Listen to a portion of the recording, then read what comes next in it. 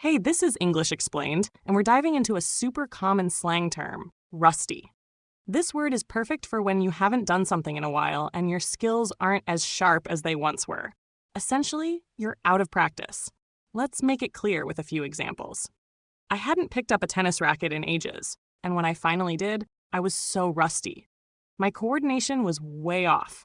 My Spanish is incredibly rusty these days. I find myself forgetting simple vocabulary and grammar.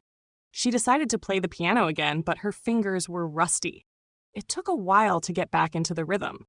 The origin of rusty as a slang term is quite visual. It harks back to tools that become stiff and less effective when they've been unused for too long, just like a metal tool that develops rust. This usage became popular around the 1900s.